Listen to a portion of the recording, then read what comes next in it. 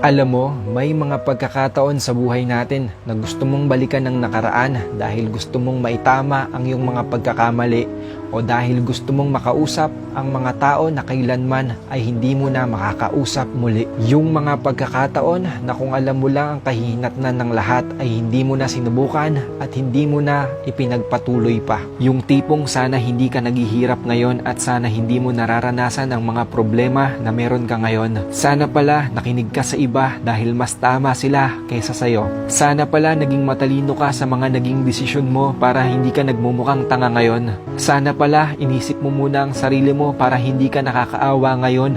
At marami pang sana. Maaaring may mga desisyon ka na hindi pumabor sa'yo at naging mali ito, pero huwag mong kalimutan na hindi mo malalaman kung hindi mo ito susubukan.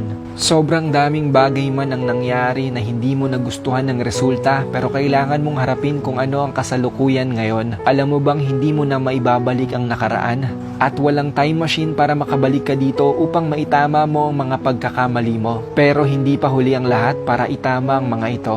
Dahil habang buhay ka at humihinga ka, magagawa mo ito. May mga tao man na hindi mo nakausap o hindi ka nakahingi ng tawad nung nandito pa sila sa mundo at gusto mong makabalik sa nakaraan para masabi mo ng harapan ito sa kanila, pero nakakalungkot na hindi mo na ito magagawa pa. Kailangan mong palayain ang sarili mo dahil hindi nila magugustuhan kung habang buhay mong iisipin ang mga bagay na yon. Kausapin mo sila sa pamamagitan ng Diyos dahil makakarating ang mga gusto mong sabihin sa kanila. Maaaring wala na sila pero habang buhay naman silang nasa puso't isipan mo. Hindi mo man maibabalik ang nakaraan, pero dapat kang matuto na harapin kung ano ang kasalukuyan.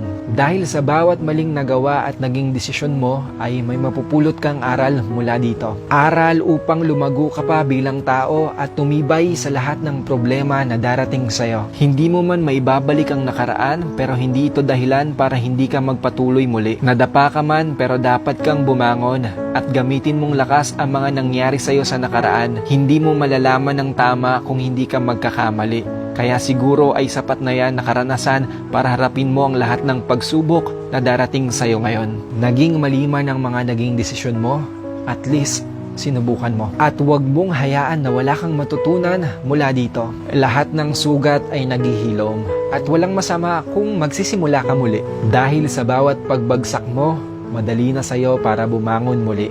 Sana may natutunan ka ngayong araw na to, kapatid, at huwag mo rin kalimutang ibahagi sa iba. At ma-appreciate ko kung i-follow mo ang page na to dahil mas marami ka pang videos na matututunan kagaya nito. Mag-ingat ka palagi and God bless!